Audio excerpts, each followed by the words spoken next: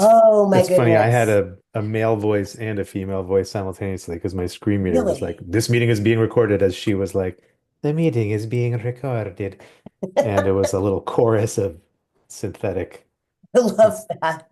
Yeah, voices. I like how his voice is like more demanding and urgent and panicked, like, oh God, we're being recorded. And she's like, just so you Yeah. know. Well, he's also twice as fast because I have him cranked up.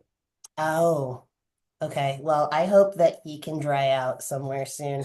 And in the meantime, Andrew Leland, man, what a joy, as I said just seconds ago, but now I'm gonna say for the recording to have you on the Podstack. This is going to be the Cosmic Cheeto Podstack 11, and we're going to be talking about The Country of the Blind, your first book, a fantastic book, a beautiful memoir, um, and one that you are, again, doing me and all of us a huge favor coming on here to continue talking about. No, you were doing me the favor by reading it and talking about it. I'm just only jokingly reluctant. Oh, well, I mean, I understand though, even if you were like seriously, like sort of unjokingly reluctant, because my God, dude, you've been talking about this book on many venues, and I think rightfully because this book has gotten a whole lot of fantastic press and, well, great awards, such as the let's just start with the 2024 Pulitzer finalist distinction. And kind of proceeding from there, your writing really has just like I've been seeing it in a variety of places and been so excited to. Like there's that piece on Protractile, 2023 magazine, or I'm sorry, linguistic journalism award. And then you've written too, and I will touch on this if we have time, about blindness in film and TV for the New York Times. You've written about just, we're definitely going to touch on the tech aspect of things. You've written about that Groovy. for The Intelligencer, the New York Magazine. You are the 2024-2025 Koppel Journalism Fellow at Wesleyan, which is awesome, which is where you are, where you're being Yeah, I from. mean, not at this very moment. It's spring Not at this. break. Uh, Oh, that's right. It's so spring I'm just break. kicking it at home. Okay, fair. So you're currently kicking it at home, but Yes. oftentimes you're at Wesleyan Oh, College. yes. You could be spotted there. But yeah, this is so many cool things for Andrew Leland, many deserved cool things. And yeah, I'm really excited to get into this conversation. A fun factoid is I'll just get this out of the way. I had the pleasure of meeting you at the Texas Book Festival in 2023, where I had not yet launched this podcast, and you very kind of very kindly engaged in a like lengthy email discourse with me. Mostly it was you very like sweetly and generously responding and me being like, "Whoa, I'm writing too much." Because I was so excited to have the kind of the way I discovered your stuff was I read this fantastic piece in LitHub about Borges's blindness and becoming the director of the National Library. And so I'm so excited to talk about the kind of like literary elements of your own, like historiography of blindness and your history. So yeah, we can. Do you want to start with that? Do you want to jump in that? Sure. Right. Okay. Yeah. Amazing. We'll jump in that part of the pool. I don't know if it's the deep end or the shallow end. I don't know if we're jumping or we're wading, but something's happening. We're going into the pool here. Oh, okay. So once again, this fabulous memoir, it's both like it's like a history of blindness. It's a history of your like going blind, right? And experiencing this sort of degenerative disease and a kind of loss of And for vision. the record, still going, Still go, yeah, oh yeah. disambiguate, Oh, still can see some stuff over here. I've definitely made so many notes of like going versus gone. Yeah, Yeah, yeah. we're not gonna get had gone. We're not even gonna get into the past participle there. But yes, Okay, we'll good. talk about those. I want to hear about those distinctions from you. But yes, the experience of sort of like basically blindness and disability, being proximate to these things. And it's also a history, though, of blindness and innovation. It's a historiography of like blind writers. And so like it is my favorite kind of like memoir CNF. It's a hybrid book. You're pulling in so many different resources. And so I guess my first question would be like how did you when you set out to write this like history of yourself and your experience, what decisions did you end up making about including, or rather, how did you arrive at the decisions you made about including what you ended up including about Hmm. other aspects of literary blindness, right? Or blindness innovation, stuff like that. Yeah. Um, I mean, I knew from the beginning that I was going to take that hybrid approach Mhm. because, I mean, I think there were a few reasons for it. One was just that, as I just interrupted you to say, like, I was not yet, and am still not yet at that, like, I have gone blind moment. Right. And that to me is like a requirement if I'm going to read a memoir of blindness, and I just felt like it wasn't enough to be like, I am going blind, but in the end, I can still see a bunch of stuff. Like that just didn't feel like I could sustain a book if that was the case. And so um, but at the same time, I think, having read a bunch of blindness memoirs, and also like starting to report and just like lurk online and these different, communities and hang out in physical blindness spaces, I realized that that's actually a pretty common experience. And just like the the spectrum quality of blindness was a really, significant portion of it. I forget the percentage. I think it's something like 10 or 15% of blind people have no light perception. So, the vast majority do see stuff. Mhm. So that, by the same token, that also seemed like an important piece of it to describe. But um, I mean, the other reason I think I ended up taking that approach was because there were so many.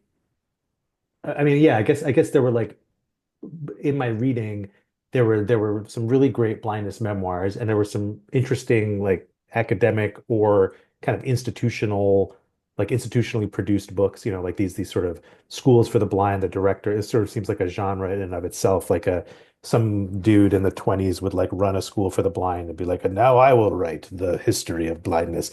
And there's interesting facts in there. There's also just like some absolute garbage history in there that's like made up the way that only an amateur historian in the 1920s can do, right?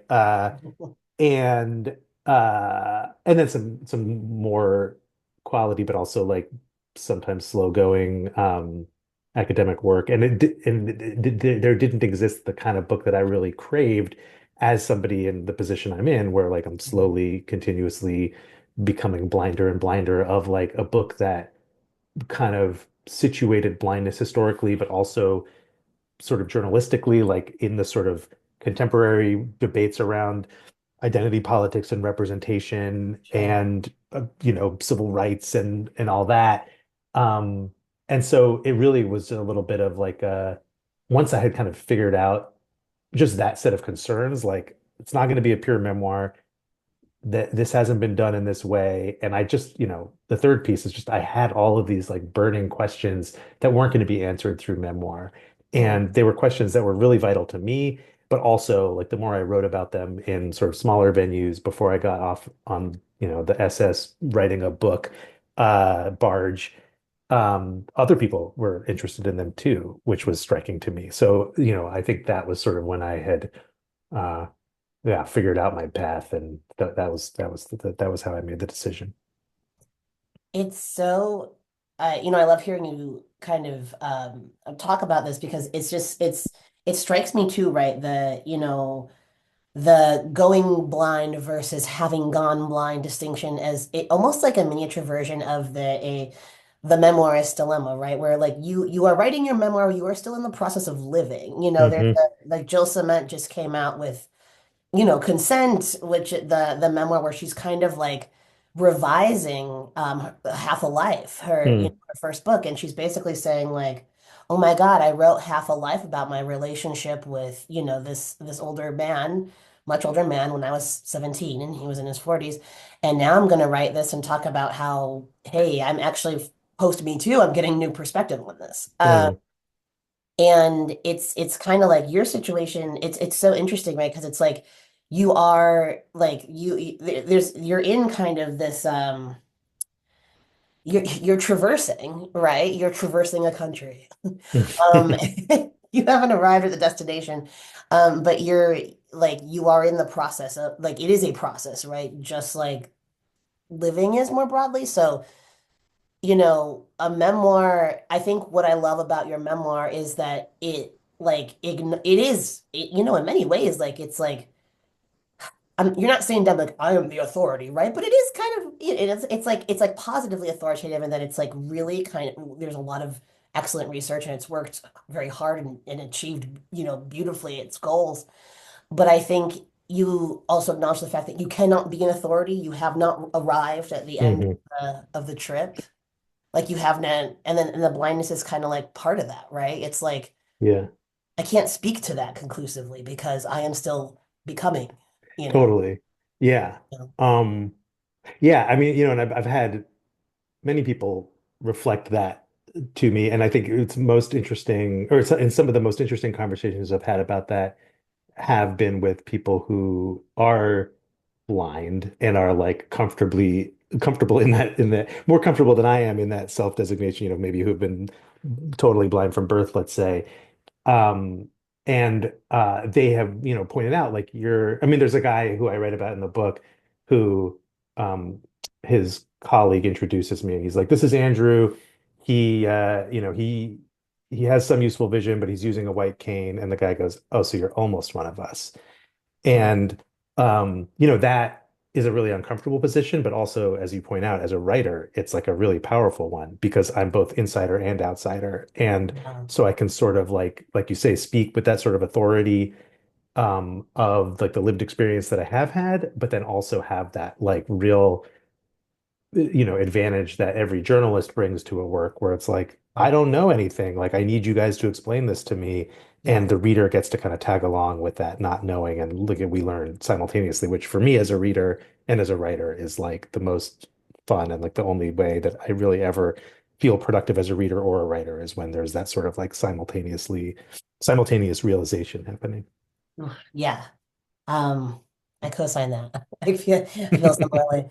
Um, and kind of like so like the reason I think I've been so interested in learning more about like Borges's writing post blindness, right? Obviously, like Joyce is a great example, as well. And I mean, it's not just because like it's like hey, here's this new like it's a whole new modality. Yes, Borges didn't learn Braille, right? And he was just like doing, as you point out in the book, and he was just doing this like everything purely by ear. Um, and then of course, like I think Joyce was already like orally inclined in a lot of ways, but I'm also really fascinated, Andrew, like as you kind of investigate these literary figures you seem to be interested by the same thing that I've been interested in, which is like the way that like sight is privileged vis-a-vis certainty, vis-a-vis observation, and going back again to this idea of like authority, right? And so like the novel as not just like taking in information as like a visual experience, like kind of colonized by the visual, but also the novel as extremely visual and canted in that direction. And so I think like, I've had this interest for some time, just basically having been a fan of both of those writers when I was younger, and then kind of learning more about this and being like, oh, this is intriguing. And finding your essay, I was like, oh, this is so, so deeply interesting. And then, getting into your writings more. I'm really curious what like because like you're a journalist as well, as an essayist, memoirist, and I'm just like curious about like what you've kind of uncovered in that like sight is privileged in writing, sight is privileged in authority kind of dimension of things. Hmm. Yeah. Um, yeah, I think about it a lot. I mean, the first example comes to mind is something that 100% would have been in the book had it happened when I was writing it. But the when the assassination attempt on Trump happened, um, my wife Lily, like we don't have like a TV that's hooked up to like, we're like, many people where there's just a streaming services. So we were kind of like, but I really wanted to see like live video of it. And so Mhm. but it was like funny because we're not frequently in that position. And I was just like, I don't know, like just find, like go to like a major news site. And we went to a couple, and then she ended up on the BBC, and totally by coincidence it was the coverage that we watched was this guy Gary O'Donoghue, who's the BBC's um, like main North America correspondent. He's like basically if you ever watch BBC the TV version for their international news, like he's the North America guy for especially for politics, and he's Mhm. blind, and he was standing there like interviewing a an eyewitness who was like, you know, a, a Trump supporter dude. Like I can't remember exactly what his vibe was, but it was very much like dude partying at Trump rally, Mhm. and was like, and like O'Donoghue kept on being like in his very like British broadcaster way, like, okay, well, like perhaps don't say that as graphically because some of our viewers might. But the guy was like, his fucking ear got blasted, bro. But it was like, uh, it was just so fascinating because it kind of gave the lie to that sense that people have of like, how could, if the novelist, let alone journalist, is supposed to be this like, what did Virginia Woolf call it? Like um, Roving. Is it roving eye, or am I thinking of something different? no, yeah, it's something that, but yeah, Yeah, she describes, I should look it up. It's like, did too. it's kind of a gnarly image. It's like, in my mind, it's like a 400,000 ton eyeball or something, but it's like, Right. anyway, yeah, like a floating roving eye. Yeah. Um, this interview that he conducted with this eyewitness, which was so probing and skeptical, but also like just just like a sort of masterclass in reporting, and like how you draw verifiable information of an important like active live event out. And in some ways, I think I try to remain skeptical about the arguments that like, disability is a superpower, but like it was clear that like the fact that O'Donoghue was blind, you know, it certainly wasn't a disadvantage. And I do think in some ways like the way that his questioning was was but he was asking for that description of all those vivid visual details himself, in part through his blindness. And so to me, that moment really crystallized a lot of the thinking I had been doing about epistemology, and like this question of like the blind person as always at a remove from the event. And in that moment, there was no remove. Like he was offering the whole world a view onto this event. And so that's sort of become my perspective on that question of like the blind writer or the blind um, narrator's relationship with the visual. Yeah. It seems like, yeah, because I too, try to issue the whole like the sort of the easy equation of like disability always, always a superpower. Mhm. But I think that I'm curious to watch that because there is a way in which like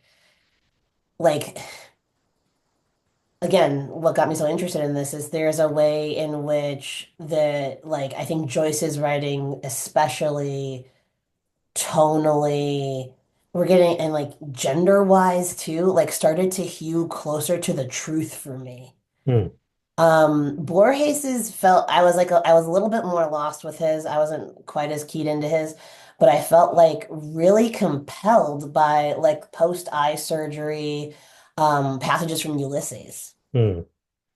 I still to this day I'm like, oh my God, I love Penelope, and he was like quite syphilitic and having issues with vision, and it's like the difference in kind of like the way that language comes out versus like reading Portrait of an Artist. I mean, it's Mhm. night and day, and it's and so yeah, so I'm intrigued by the episteme he gained, and it seems like O'Donoghue gained an episteme it doesn't mean superpower, it just means something different, something that gets at, you know, I don't know, a truth that's maybe like hidden otherwise. I fear I'm straying, but Yeah, no, yeah, I want to like be careful about that right. I because do too. like on the other hand, he is just a journalist, or and I think Joyce's biographer really rejected that idea that like Yes. just being low vision for a while was actually giving him secrets, and I've Yeah. had blind interlocutors since my book came out. One that I really liked was this guy, Gordon. I'm blanking on his last name. He used to host this, or maybe he still does sometimes, this podcast uh, that's sponsored by a commercial screen reader, which is like we can talk about that too. It's like funny to me that like one of the smartest podcasts for blind people is like a hosted by a screen reader company. I don't know. You would just think it would be like not so techie oriented, but it is. Right. Anyway, he was like, you write about the zen of blindness, but like, you know, it's just like I've been blind my whole life. There's nothing particularly zen about it. It's just who I am, right? And it's a little Yeah. bit like saying like to somebody like, "Oh, isn't there something really zen about being a homeowner?" And you're like, "No, I just like, there's good things, there's Like the bad things. It's opposite. like own my Yeah. house." Right. Um, Right. and so I think Yeah. you can go either direction there. Yeah, I mean, no, totally. There's like, it's like, we could, and then in fact, we could go down the identity politics road and people could be like, is there something really zen about being gay, rap? It's like, I mean, that's a bigger conversation for a bigger time. But yeah, no, I'm actually, thank you for that. And I'm kind of curious to start prying into the tech side of things here because Yeah. this is such a cool story. Like the story you tell in the book about like how blindness and innovation are coextensive. And we're talking like just like widespread innovation technologies that are like widely in use and also like misattributed or unattributed to the blind innovators who created them. And so I'm like, you're also like a sci-fi guy, right? And I I love the way you're kind of linking. I mean, the title of the book, of course, comes from sci-fi H.G. Wells, and I love the way you're kind of linking up this sort of like tech innovator histories and also like the genre of science fiction. If you could talk about like kind of the like innovation part first and like the coextensiveness, I'm so curious to hear more. Yeah. Um, I mean, I think the basic principle is just that, it's something you see across technology history, and it's been made sort of, popularized in recent years from Silicon Valley, this idea that like constraint breeds innovation, right? And if you just think about it, I mean, I think the realization I came to, the first one was that the sort of relationship between blindness and information. Mm, And I think the revelation came to me thinking about deafness, and like and deafness and deaf culture's relationship with hearing culture. The problem is communication, right? And there's like mhm, language access. And that's not an issue with hearing blind people. The problem that hearing blind people have is access to information because it's so visual in human civilization, right? Particularly in the West, but really across, I think, cultures. right. Think of everything from the book codex to, a sign to the moving image, the Yeah, society of the spectacle. It's all visual. And you put a smart person in a position where they're going to be frustrated enough by not having access to that, and they're gonna become a hacker essentially. sure. And there's a really great disability thinker named Liz Jackson who I think is this is one of those like quotes that gets attributed around, but disabled people are the original life hackers is her quote, which I really love. And the more I looked into blind history, the more I found that. And Josh Mealy, who um, is a MacArthur Genius Fellow, and just his memoir just came out, I think like this week or this month. Mhm. Um, he works at Amazon, but for a long time he worked at the Smith Kittlewell Eye Institute. He's been blind since he was a little kid, Mm. And he's a technologist, and he would tell me stories about, even going back to like the days of the telegraph, where blind engineers would send each other Morse code, like circuit diagrams, like in kind of Morse code, to share information. And there's sort of, as long as blind people have existed, there's been these networks of information sharing, and specifically about how to create accessible tools. Um, yeah, and so you end up having like the most fun example is the phone phreaks. I love that part. I was obsessed with the phone freaks. Yeah. Oh, you were? Oh, no, well, no, from your book. I had Oh, I read see. I see. but Yeah. I was like, this is so cool. Like, Well, yeah. I mean, if you read any like history of hacking, like mainstream hacking, I don't know if that's an oxymoron. But like they're the phone freaks are the sort of original hackers in the Mm. in the digital era, or the pre-digital era, where that you have basically people buying these off-the-shelf electronic components from a place like Radio Shack and building these little blue boxes, they were called, that could basically crack open the phone system and make international phone calls for free, and doing all these wild pranks. It wasn't really about saving money on international phone calls as much as it was like in that hacker spirit of like, I wonder if we can like somehow get into the White House's phone system. Right. And if you look at that history, and and like Steve Jobs and Steve Wozniak founded Apple, were big into phone phreaking, and Mm. really some of the pioneers of that movement were blind kids who were just, home alone with, maybe like a little bit neglected from their parents, right? Or like didn't have a lot going on, and were just messing with the telephone for hours and hours and hours a day. And they like sort of Mm. figured this stuff out on their own. And then this is really also like the kind of the beginning of this modern version of the blind network, where they would basically, if you were a phone freak and you had a little blue box, or you knew how to do it, you could like, I don't fully understand the technology of it, but like basically you could like get into the back end of the phone system and find yourself in these what were essentially like illegal party rooms. And there were ones that I think were, they were kind of free for alls, and whoever could find their way there would get there, sort of in the same way you think of the internet today, right? Like some corner of the dark web. But like there were ones that were, I've talked to blind people who just have these incredibly fond memories of like hanging out as teenagers with blind people from around the world in these like illegal hacked phone Uh, uh, rooms.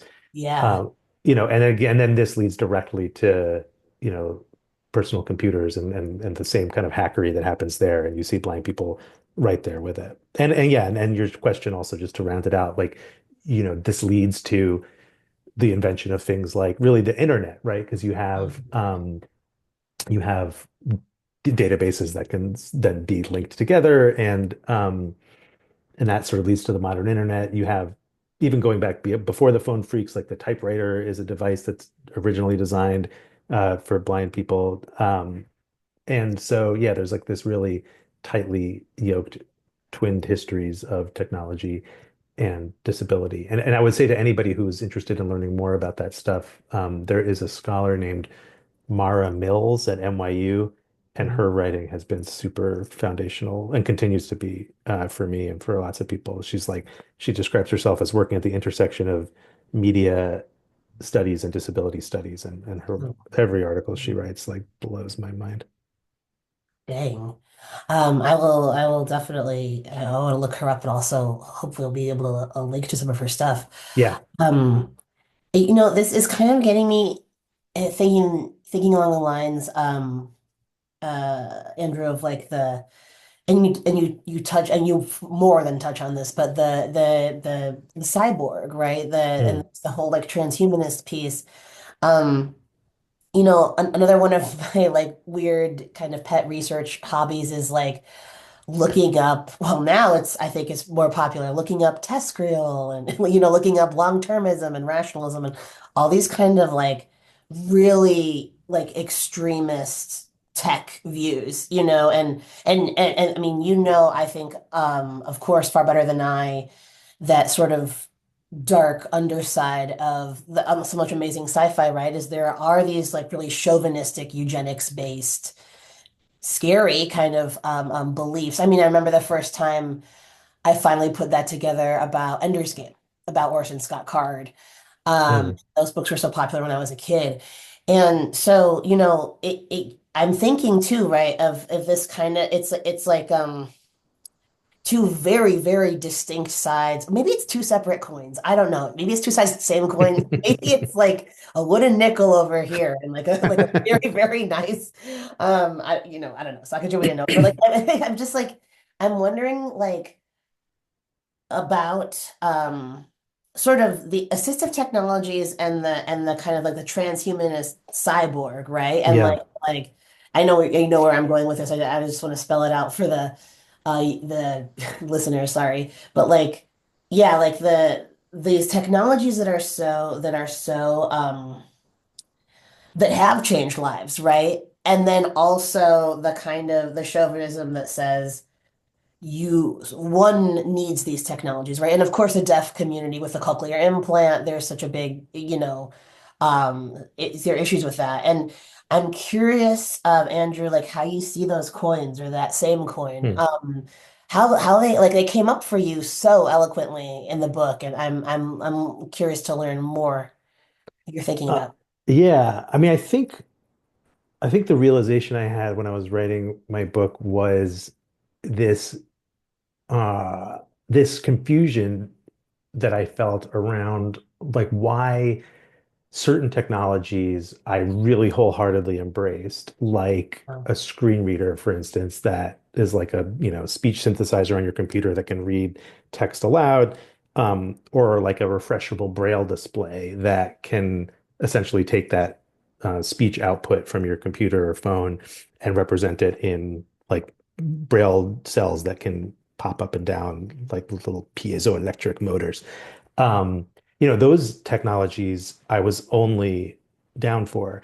And Mm, then like when I encountered this research around optogenetic right. uh, cures for blindness, for instance, that like basically were versions of this technology that could take some like cyber glasses and then take the visual input and then like artificially stimulate the retina directly in this sort of like RoboCop Predator style. But like, when I was first writing about it, it was like it sort of sounded like it looked like what Predator sees in that movie. Yeah. But now it's getting more advanced and maybe like the resolution's a bit higher. But even now I still feel this like kind of gut antipathy to that. And I was really confused about why, because there's also not such a clear distinction necessarily between like those are sort of two ends of the spectrum, but there's also a lot of tech that is like maybe somewhere in between, like Mm, um, magnifiers that kind of like maximize somebody's residual vision. And I think really I don't know if this is obvious by now, but like it really, I think comes down to your relationship with cure. And I mean, that's what right. I think the cochlear implant idea brings up too. And like so like a screen reader and a braille display aren't trying to cure my blindness. They're ways for me to read. They're like adaptive, they're adaptations. Mm, Whereas like the like RoboCop implant in my retina feels to me like a gesture to say, my blindness is a problem and I'm going to fix it with this medical intervention. And I think you invoked transhumanism. This is like Ray Kurzweil mm. in what's that book called? I'm sorry, ever since I got COVID in July, my brain no longer cooperates as frequently as it used to. Um, anyway, his famous transhumanism book. Oh Uh, yeah. he talks about like this sort of future where disability will essentially be rendered uh Yeah. no longer even a category because technology will kind of replace it. And again, the line is fuzzy. Like, if you look online now in blind spaces, blind people are flipping out as everybody else is, but like in a special way about Mhm. uh, generative AI and multimodal AI, because like as a blind person, if you're in a Zoom meeting or even if you're just on the street, wearing Meta Ray-Ban sunglasses, you can say like, describe the scene to me and get like a gestalt of wherever you are, which can be incredibly useful. Yeah. But does that erase blindness or does that make blindness no longer a disability? I don't think so. So I think that's the tension that I found when I was writing the book, and that I still wrestle with a bit. And I think everybody is different. This is not like the blind or low vision like doctrine that I'm espousing here, but for me, I find I find it so much more compelling to put my energy and interest towards the technology that is adaptive in that way. That like, you know, it's not that I can't read anymore as a blind person. It's just that I need new tools to read and I want to master those tools. I'm not interested in the tools that are going to like erase my blindness or make me not, erase my difference in some way. Totally. Yeah, and this actually makes me want to start to get into, this is now the deep end of the pool because I want to get into the identity politics piece. Yeah. And I think, I'm thinking, I'm gonna invoke an Eve Kosofsky-Sedgwick essay I read where she's like talking about, um, so she's basically talking about like this sort of proto version of kind of like pediatric, sort of like medical gender-based intervention, right? And this is like early 90s, and she's talking about this kid who is, the kid's an effeminate young boy, and she's actually raising, she's making, kind of teasing out some interesting distinctions between like, what, what does it mean, right? Like, what are we affirming in this kid, right? Really. And Hmm. she's kind of like making this like really interesting case for like kind of against like the metaphysical necessity of the or well yeah like this kid's gender identity, as it were. And I'm thinking about like,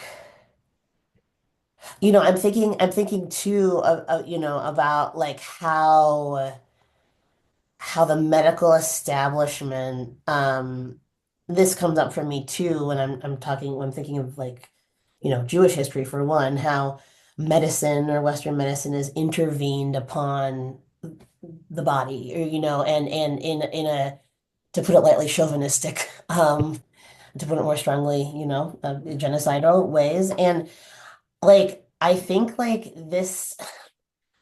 what makes me curious about the identity piece of this, Andrew, is that like, I'll use trans as an example, right? Like you have this kind of muddy situation coming around in queer theory now, where there are some folks who are unilaterally like, no, these like medical interventions are the only way that like this sort of issue can be ameliorated, and solved, this issue of one's dysphoria and one's like Hmm. real dysphoria. And though reading this Sedgwick essay, she talks about how like there has never been a psychology that has ruled in favor of homosexuality. Like, Hmm. oh yeah, let the kid be gay. Although notably Judith Butler's analyst apparently when she was a teenager, or they were a teenager, said, "You're gay, let's go with it," which is incredible to me. Yeah, in Yeah. Ohio in the 70s. Wow. Um, but yeah, so like I'm thinking about this, right? I'm thinking about how Sedgwick made this point about like there's never been a diagnosis that's like, yes, homosexual prognosis is great. Like just keep on living. Hmm. And how is trans bound up in that? I.e., how is the likely to be homosexual, effeminate boy, or likely to be homosexual, more masculine girl, um, are they being pathologized in these moments? And so it's again, it's a thorny discourse, right? And the only reason I bring it up is because I actually think it's kind of a useful heuristic when we're talking about identity, right? And we're talking Hmm. about how does identity get formed. I have been so interested too in the way like deafness as an identity emerges from, of course, like deaf culture, deaf language being the basis for that. And so, I'm wondering, and this is a really long lead up to this question, is I'm wondering, like, you write again, like really movingly and fascinatingly on disability and identity, right? And Mhm. the way that, like a disabled identity is built, I think, on a person by person basis or, accepted, rejected, whatever. And I would love to hear more of your thoughts like on that and maybe how that ties into like how you saw that tie into civil rights stuff. It's really interesting to me. Man, yeah, there's a lot there. I mean, I think the basic idea that I think about in that regard is just a rejection of binaries. Mm, And that's what I hear in your question is like this sense of like even like a sort of trans binaryism is sort of in your question, right? Like this sense that like the medical intervention, like, okay, if you're going to be trans, then you have to be trans in that particular way, as opposed to, I mean, if I'm understanding your question right, that like instead there might be a more expansive view of like non-binary or like, it's okay to be uh somewhere along the spectrum of gender or, aloof from it right. entirely. And it doesn't need And to be pathologized or medically intervened upon always. yes, yeah. Exactly. Yeah, and I think disability has a very similar relationship with binary as gender in some ways, where it's like, you're blind or you're not, you're deaf or you're not. And to pathologization, right? Like blindness, and this is like the medical model. It's like, blindness is a problem. We need a cure for it. Hmm.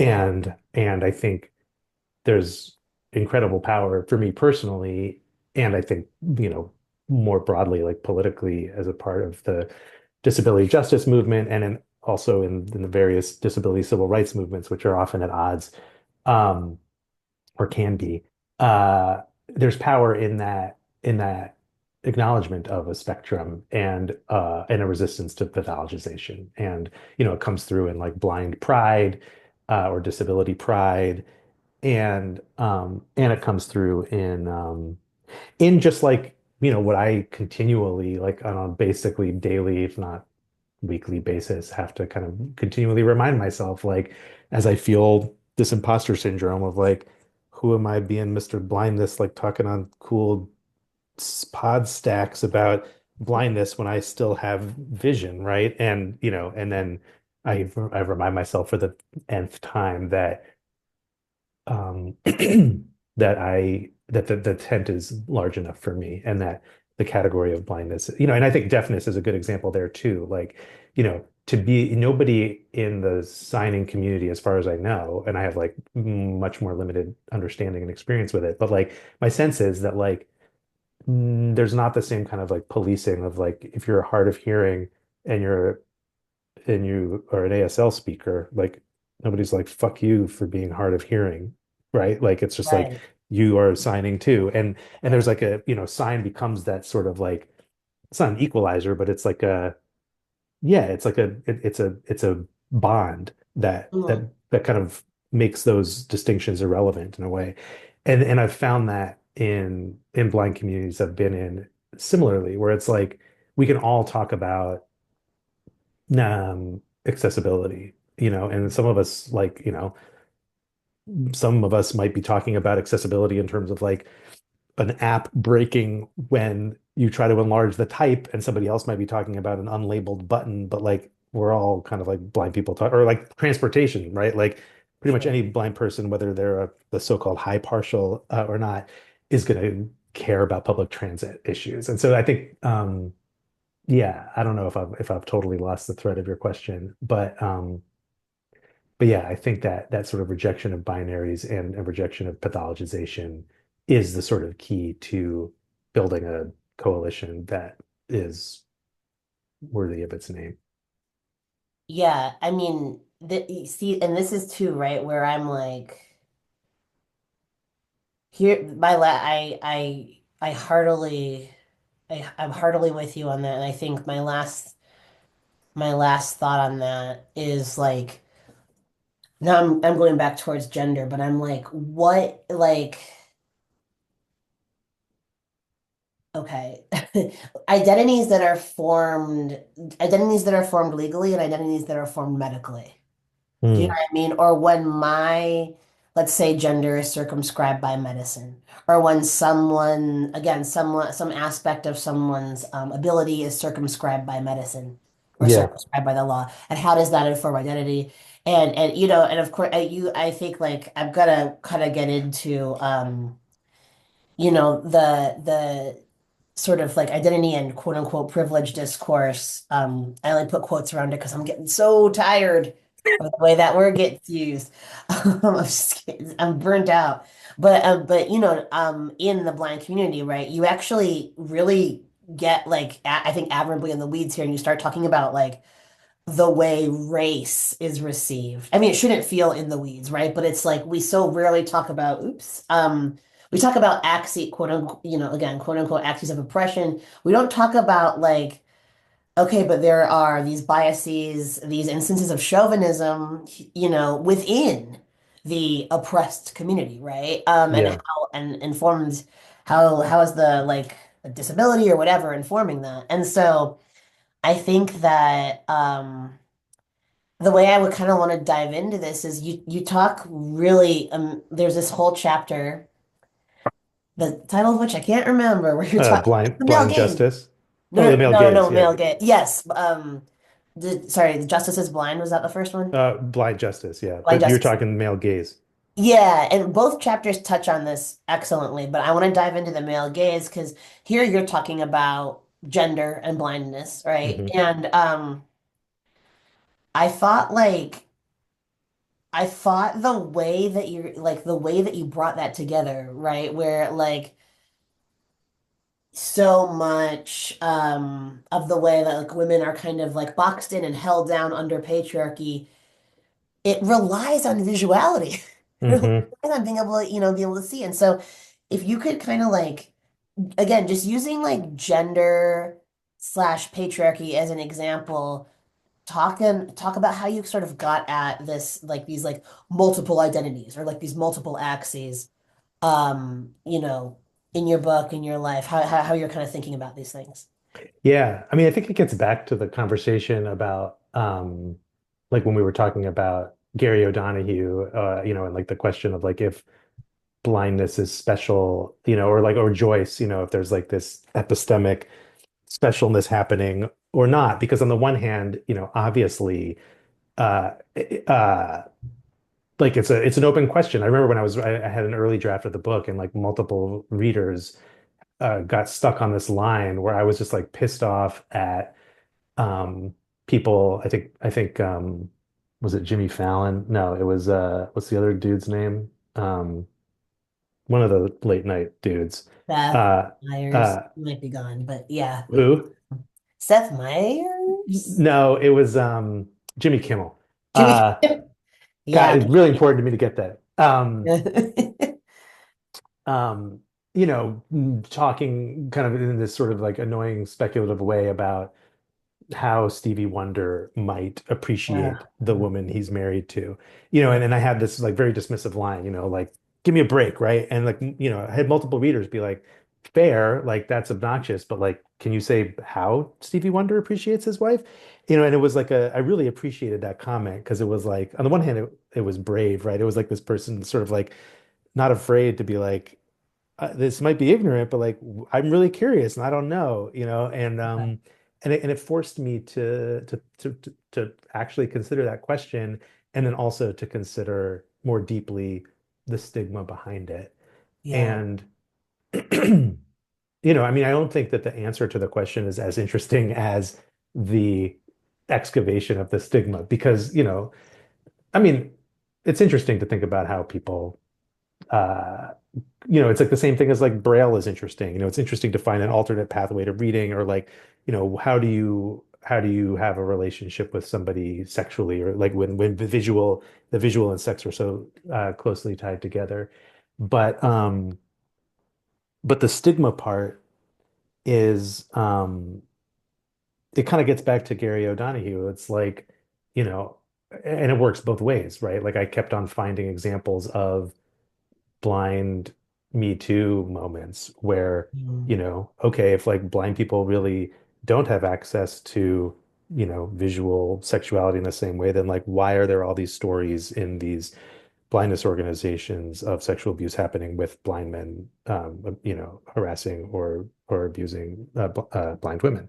Yeah. Um, and so it does sort of come back to the same thing where like, and th this is maybe a difficult analogy, but like, when I first started reading with a screen reader or reading Braille, it was like this exotic alien experience where it's like, oh yeah, like the epistemic doors are there are new affordances, and to a degree that remains and that's true, but like at a certain point it was just like I need to find out what time the bus is coming, and I have found out. And Yeah. I did not find that out through like a special epistemic channel. It was just like I happened to get it through my screen reader. And Right. I think the same thing is true of like sexuality in a way, where it's like, yes, there are these like interesting questions about alternate modalities and epistemes, but then at the end of the day, it's like, you know, you know, a, whatever the context is, like somebody is attracted to somebody else and they express that Sure. in their own way. Well, totally. And then, I mean, now kind of bringing in race here too, right? You make the same point. You make the same point, I think, about these kind of like patriarchy that you make about racism, Yeah. and how was it Federation for the Blind? How NFB, yeah, National Federation of the National Blind. Federation, yeah, and how you talk about their folks just kind of getting on Zoom during George Floyd and being like literally saying like I don't see race, which Yeah.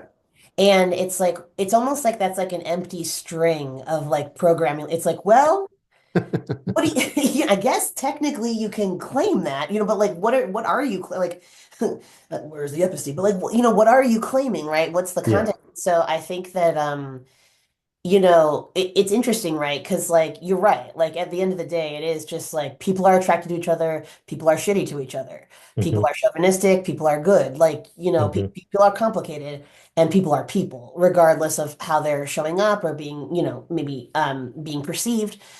But I think that it's still what your book does is like it does still like ask us to open channels, right? And I think that's perhaps like if I could be said to have a favorite thing about your writing here, it's that you're saying like, listen, at the end of the day, this is not like this like special like doors of perception, like Aldous Huxley moment, but like it is that like this is like me asking you and these life circumstances asking me to challenge some precepts that have been drilled into me about the visual.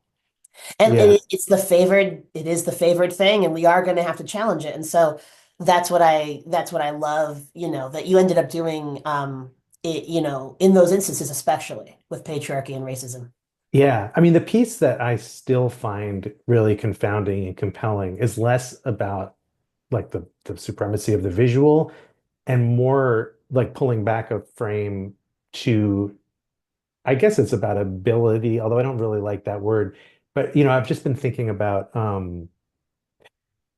this sense that there's this really great like a one way into this idea is this great article by a historian named Douglas Bainton where he talks about all these different marginalized communities through history, like women's suffragette movement or like early Black thinkers around writing about racism, um, like people who are championing immigrants' rights in like the early 20th century. And he shows how they all use the language of disability to defend their own rights. So Mm, sort of to say like women aren't feeble-minded the way that you say they are, or like we're not basically like we're not disabled. mhm. We're equal. And it like I think that example highlights this, and I've seen it as recently as this month. Wow.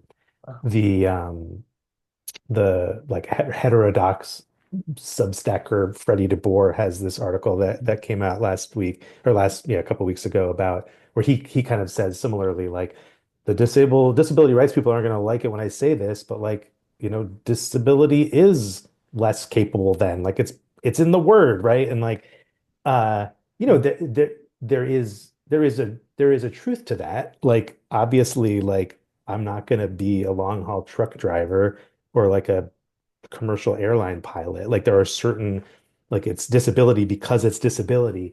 Yeah. Um, and yet there is also this reality that like I keep alluding to, like, yeah, I can't read print effectively anymore, but like that doesn't mean I can't read, right? And there Right. is still something there that it requires accommodation and it requires protection, but it like doesn't mean that there's like a essential diminishment.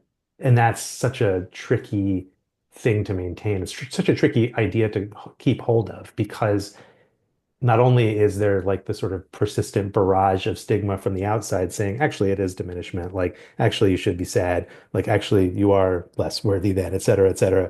But also, there's that sort of like common sense feeling, even in yourself, where it's like, well, but I can't fly a plane. It's like, what do we do with that? And I think that's the piece that I'm still wrestling with. It's like I'm finding it's interesting that I just read I read two essays I really loved. I read this Gracie Sophia Christie essay called Among the Post-Feminists.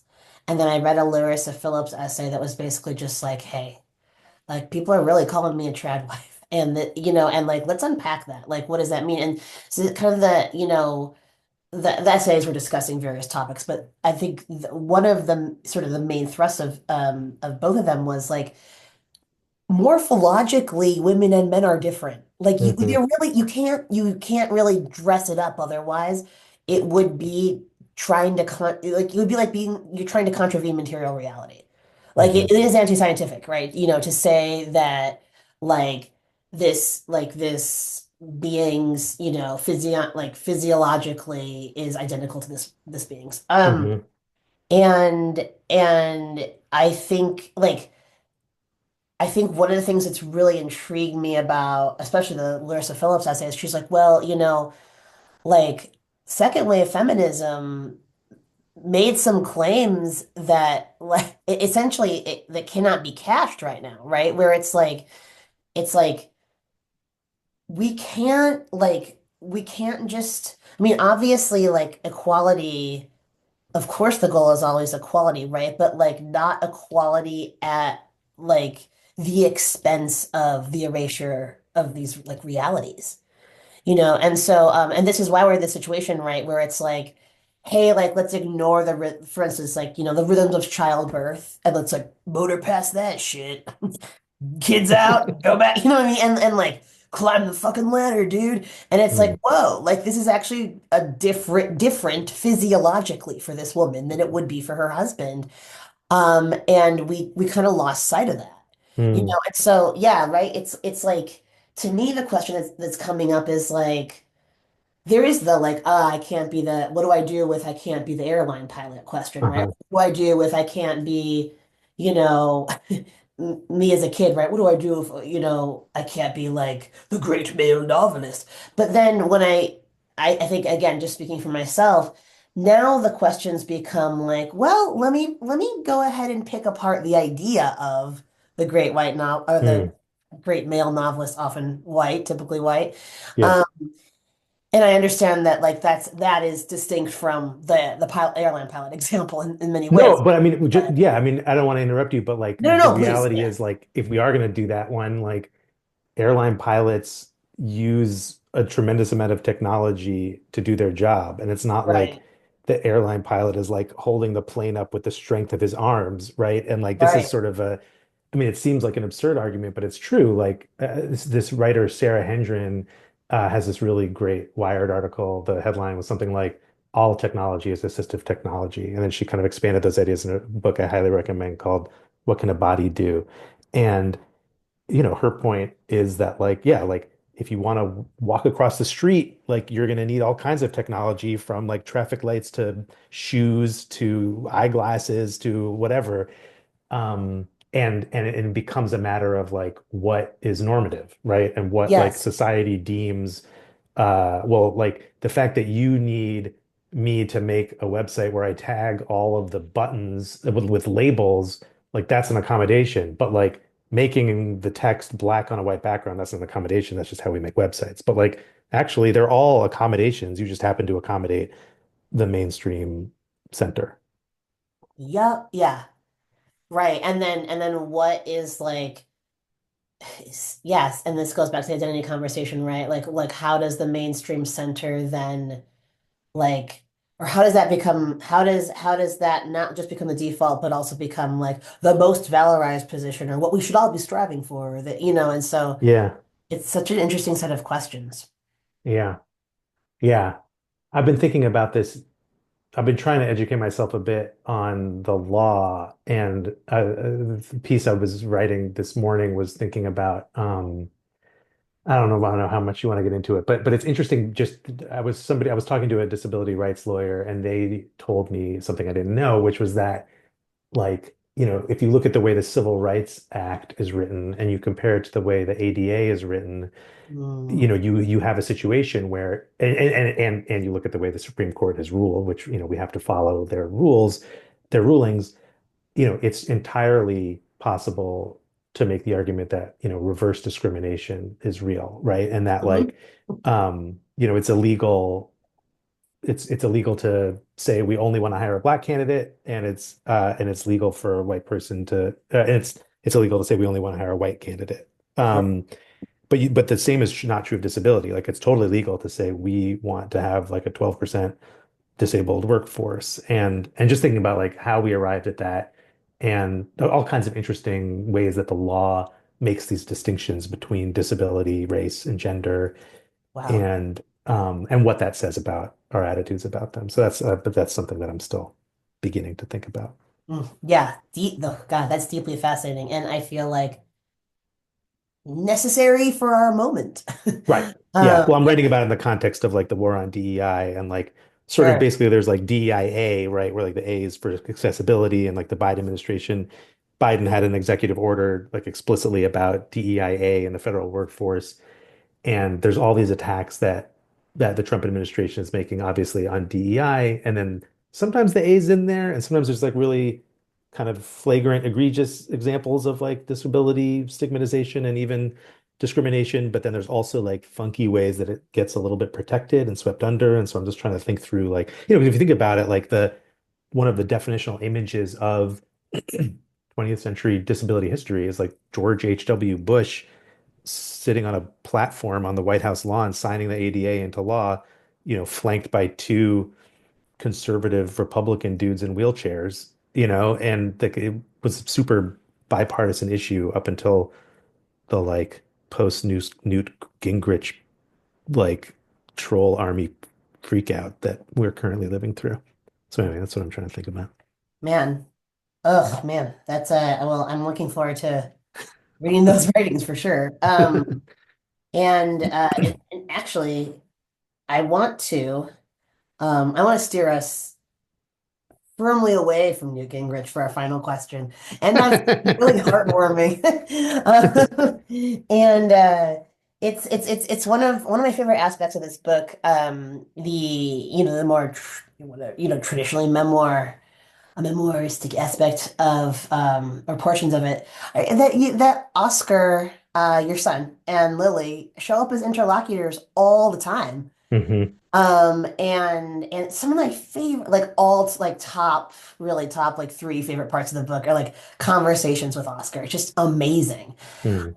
And the way that like, hey, he's grown up, he's curious about stuff, and you are actually kind of figuring shit out via his curiosity. It's fantastic. And so I think that'll be my last question, right? Like the way that how did folding in Lily and Oscar into the book and the writing process, how did that feel? And what were those decisions that you made around that like? Yeah. I mean, I think that was another decision that happened very early on. And I think the reason for it was that it felt so important to my experience of vision loss, like Mhm. just their presence in it and their, I mean, I think that's true of any family, right? Like everybody goes through everything everybody's going through to a certain degree. Mhm. But also that I felt like that was something that was, to say it in the dorkiest way possible, absent from the literature, right? And Mhm. I hadn't seen that in the way that I wanted to. That sort of like in a way that emphasized how important that felt. And, so that to me also justified the risk of writing about my wife, which is totally a risk. And there were definitely some like intense kitchen table conversations like with Microsoft Word open between us and like in a like quasi legalistic way, like, being like that clause must be struck, Yeah. which I totally understood and was happy to, I'm grateful to her for doing. But yeah, and also obviously the risk of like writing about a kid. Um, but yeah, that's what justified it for me, was that it felt so not just like relevant or sweet, but like actually like it constituted my experience in a deep way. And, thinking about this idea of, I think, the central motif of the book, or the sort of thread is adaptation.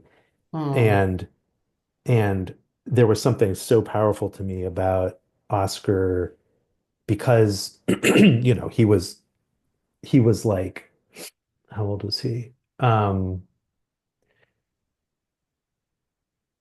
He was probably like 6 years old or 5 when I started using a cane, maybe Mm. even younger. I'm trying to remember. But anyway, he was little when I started using a cane. And so for his whole life, that's just like dad had a cane. Whereas for Right. me, it was just like this incredibly fraught decision. This became this like toxic, nuclear object that I had to carry around and be like, here's the cane, be careful. And just like the more I could see it through his eyes of just like, okay, like you need that? That's cool. What, tell me about it. Like, can I play with it? Whatever. That like more than any book I read or blind person I interviewed, like that was the thing that made it feel okay. Mm.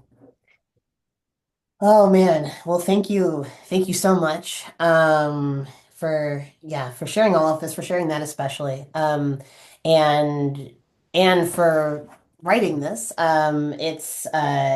It is such a fantastic read. I know many agree with me, and I can't wait to share this with my modest viewer and listenership.